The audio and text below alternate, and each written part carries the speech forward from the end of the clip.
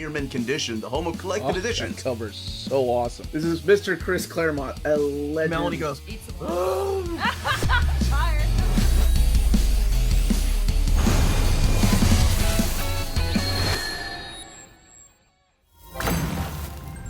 how's it going, all you Minties? Uncanny Omar here from Near Mint Condition, the home of collected editions. And join me today for your advanced look at the Trigun Maximum Deluxe Edition, Volume 1 and Volume 2 from Dark Horse Comics. So let's go ahead and get started.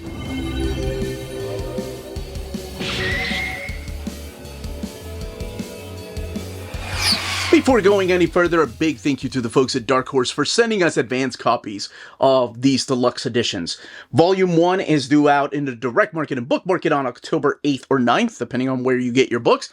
And Trigun Maximum Deluxe Edition Volume 2 is due out on November 12th or 13th, depending on where you get your books. So we are looking at the new deluxe editions from Dark Horse Comics, and I just want to go ahead and answer the question that I saw in the comments, both here and on TikTok, as to how these are different than the first volume of Trigun. To answer quickly, they are the follow-up. So think of Trigun Maximum 1 and Maximum 2 as volumes 2 and 3 following up this original series. It's just because that Trigun went to another magazine when it was published originally in Japan, that the title had to change, but it is the same continuing story following the characters of Vash and friends from this Trigun Deluxe Edition. So this is the next two that you will need. And one of the things I love is that you have Vash's gun there, and you've got Meryl and Millie's guns there, and then you've got that awesome, badass Wolfwood's gun. Oh, I love it. I love the fact that they all have a different design. So actually, let's shift the focus back to these two books, since we're talking about the Maximum editions today. They have the gold foil on them, the faux leather, again, the embossed weapon there, the spines right here, Yasuhiro Nightow at the top, Trigun Maximum, and then the volume numbers with Dark Horse at the bottom. These do come sealed in plastic, and they do have these stickers here, that, much like the Berserk and the Helsing and Blade of the Immortal, that you can pull off. And of course, because I'm a nut, I love collecting these. I keep them, I don't collect them, I'm sorry. They do come each with leaflets, that's right. Sealed in plastic with their own little leaflet, telling you just a little bit about the book and what is collected in each one of these. But to really give you an idea of what's collected in each of the books, volumes 1, 2, and 3 of Trigun Maximum are collected in here, and volumes 4, 5, and 6 of the Tankobon are collected in volume 2. So each of these, including the covers and the internal cover, because we love those, and the back covers, are collected in these two deluxe editions. And I love that they're continuing that. I love the fact that they're collecting the covers and the internal covers, and also the omnibus editions cover. So we'll look at those here in a little bit when we look inside the book. And then, of course, I'll be giving a thorough overview here in a second and comparing some of the internal artwork here. So let's go ahead and talk about Volume 1, and then we'll look at Volume 2.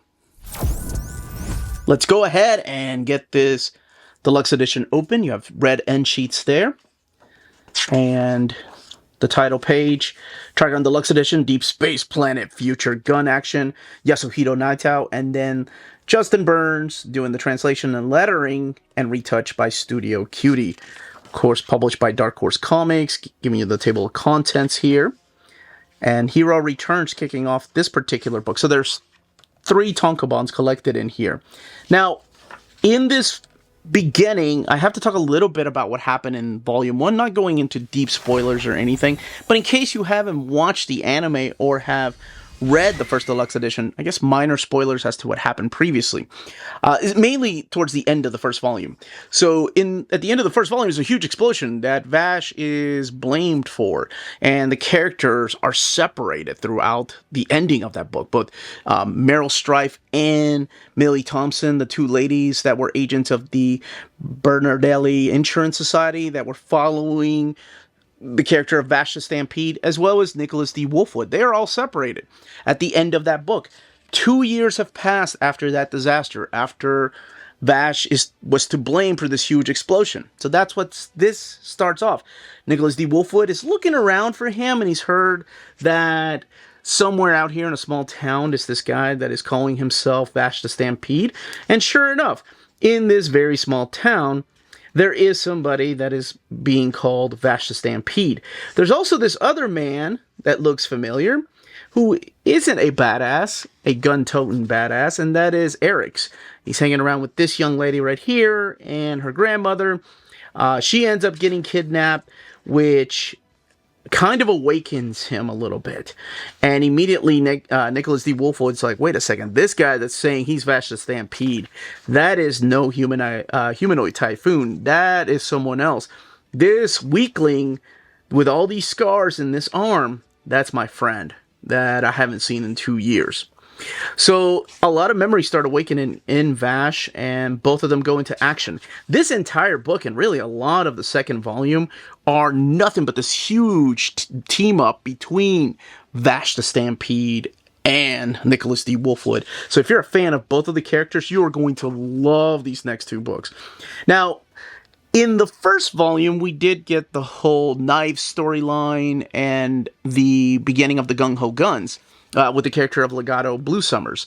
So some of those Gung-ho guns are still around.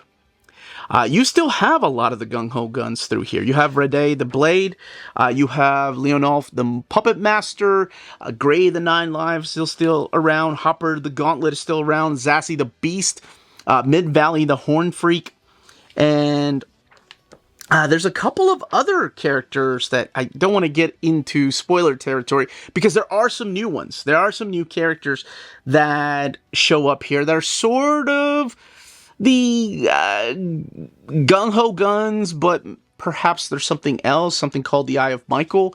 So they make for really interesting characters, because this goes into the whole idea, what if these two beings really fell from space, and how people would be perhaps worshipping them, whether it's Knives or Vash. So you get a lot more of the backstory here. And I do love this. You know, this young lady taking care of Vash for the last 2 years. And Lena knowing that one day Vash would leave. And cutting his hair, taking care of him. Just her and her grandmother. And I love the fact that Vash, thanks her for everything.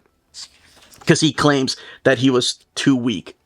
And they leave the town to go and take care of perhaps the other Gung-ho guns that are still out there. So then we get the chapter with Millie and Meryl here, where both of these ladies are still looking for Vash. They've been separated, and both of them sporting a new haircut. And they themselves get into some action and quarrel. Now, I mentioned the Gung-ho guns, and that's exactly what happens through this book. You get the appearances of the Gung-ho guns. There's a story where a whole town has vanished, and nobody really knows what's happened to them. The only thing the only clue they have is that they have a mural with the writing "Knives" on it. So that's what this book really has, this whole mystery. You're introduced to new characters, a lot of them playing a big backstory with the character of Vash the Stampede. Like, that's Brad right there. Him and Jessica play a big part in here. And this is Rede the Blade, who is a complete badass, because it's like, how is a guy with a blade gonna fight a guy with a gun? Especially somebody like the character of Vash the Stampede. This is the Puppet Master right here. He's another one of the Gung-ho guns. And in between chapters, you still have Nightow's little stories behind the scenes. This one's about collecting toys. And then the chapter breaks within there. So at the very end of this one right here, by the way, has 600 pages and retails for $59 or $49.99. So back here, after the extras, about going to conventions and stuff, you have the cover to the Omnibus, and then you have the covers here to Trigun Maximum in big splash pages with no logos on them, and including the internal cover right here where just goofs around. I love that they keep all this. So this is awesome. You got volume 1, 2, the back cover, and volume 3 right here, and the back cover. And a little bit about Nightow, and also other manga in deluxe edition. Now, I talked a little bit about that one. Let's talk about volume 2. All right, volume 2. the same format as the first volume and Maximum Deluxe one. And it is 7x10. It's the page format that we're looking at. And sewn binding. And it is printed in these matte paper stock. Same paper that they've been using for like Berserk and the deluxe editions here. So you have your title page. And then the table of contents separating the 3 different tankobon. So we kick it off with Trigun Maximum 4 right here. By now, Vash has gone back home, back to the beginning where he left this place about a decade ago. So he's reunited with people, as I mentioned a little bit earlier when I was talking about Volume 1. Try not to go into too much spoiler territory, but we are introduced to some major characters here that will play a big part later on.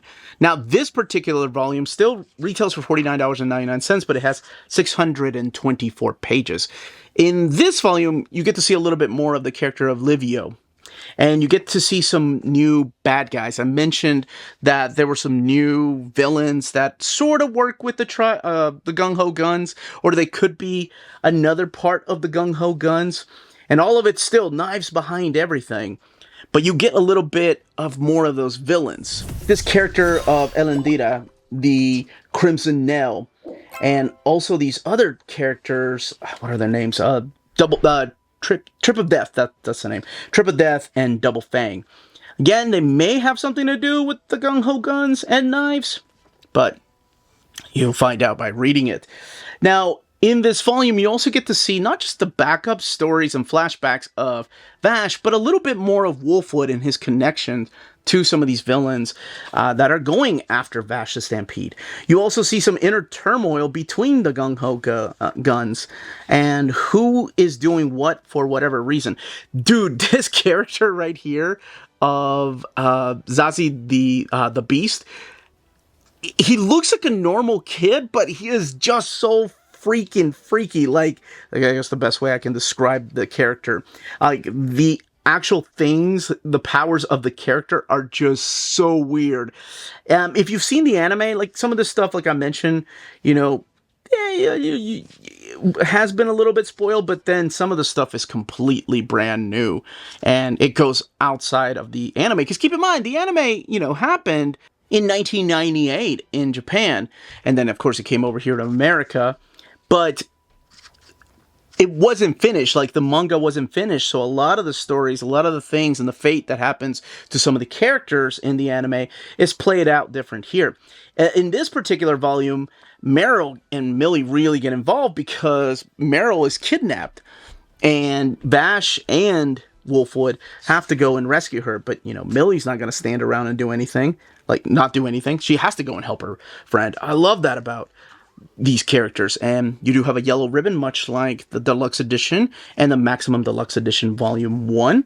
I do want to, let's see, comment a little bit on the artwork, because, you know, I think, to me at least, Yasuhiro Nightow's art is evolving. Now he's using a lot more contrast, a lot more black and white, and just some badass pieces of art. Still a little hard for these old eyes to follow, but it's easier to follow than something like in the tankobon size. So that's what I want to do. Let's actually find some pages to compare it to, just how much bigger this is. Again, my manga never gets any sunlight, but it's already turned yellow after I did buy them day one when these were coming out. And this is the character I was talking about, the Crimson Nail, who just shows up through here. This time around, though, much like the Deluxe Edition Volume 1, the sound effects are translated, whether in the panel sometimes or outside of the panel, whereas they go untranslated in this version right here. Let's look at the art when we have a spread page. So, you know, in the tankobon, you do have gutter loss because it is glued binding. The art's a little bit smaller, of course, but in the Deluxe Edition, it's sewn binding. You have a lot more art and it just lays over really nice. The art, you know, the black and the white, like the blacks and the inks, not the whites, are absorbed so well with this paper stock that they're using. So the contrast is done really well. You know, not that these were horrible, but it's like this is really spoiling us right here. So the mystery continues, you know, as to the connection between Vash and knives, but you get a lot of answers in here. You also see some limitations to both of the characters. Let's look at the extras back here. You see the limitations with Knife's power and what it can mean for the character of Vash. And also why perhaps even their hair color is changing. This is the omnibus color, or cover. Talked about colors a second ago. And then the covers here for volumes 4, the back cover, and 5, and then 6. These are printed in this thick, glossy paper stock, by the way, as opposed to the rest of the book, which is printed in that thick matte paper. And yeah, Go Tanabe. We need more of his stuff collected in oversized format. We have Hellsing and Berserk. Oh man, would I love to see Shadow Lady and Appleseed collected in a big format like this. Oh, I have a wish list of books that should be collected in this format. But another walk down memory lane for me. I haven't read this manga since it came out in America, so it was really cool to go back and revisit it and read it again. You know, it's been, oh my gosh, almost 2 decades since I read it last. But yeah, it still gave me that same feeling of like, what the hell am I, like, sometimes, you know, I'll admit it is hard to follow the action, especially when there's fighting. Let me just give you an example. Okay, that's so badass. But when the characters are fighting and shooting up guns, and then like you throw other weapons in there, and there's bullets flying, it's like I get lost. And it could be just because, well, I would say my old eyes, but it was always like that. It does help to have it in a big, oversized format, though. But that is it. That, as they say, is that. Love and peace. If you're interested in purchasing either one of these books, or both of them, don't forget to check out our sponsors. If you're in Europe and you're interested in buying these books, definitely check out Walt's Comic Shop in Berlin, Germany. They have the cheapest pre-order prices, flat shipping rate of €12 for all EU countries, emails answered within 24 hours, waltscomicshop.com, and you can use the code nearmintcondition at checkout and get free shipping for all EU countries with your first order over €40. That's Walt's Comic Shop, your reliable source for omnis and premium collected editions in Europe. Ding! CheapGraphicNovels.com, your online home for graphic novels and collected editions up to 50% off cover price. They have excellent shipping and prompt and helpful service. Check out their bargain deals for up to 90% off cover price. And don't forget, the CGN also takes pre-orders. That way you don't miss out on the hottest releases. And they are currently running a special promotion for you Minties. If you're a first-time customer, after receiving your order confirmation email, reply back to that email and let them know Near Mint Condition sent you their way. They will then apply a free shipping promotional credit to your next order in the US. Cheap Graphic Novels, your source for the hottest books with the kind of deep discount, quality shipping, and customer service that will keep you coming back for more. And that was the content, the page count, and build of these books. So let me know in the comments down below if you're picking the series up, if you already have the original Tankobon, or what other series you want from Dark Horse in Deluxe Edition. These have been a blast to reread after so many years, and I want to know if anybody else is having that same experience. You haven't read them in way over a decade, almost 2 decades, and what you're thinking about this time rereading these stories. Any questions, leave those down below. Don't forget to smash that like button, subscribe, and ring that bell for notifications. Everyone, stay healthy and safe out there. Much love.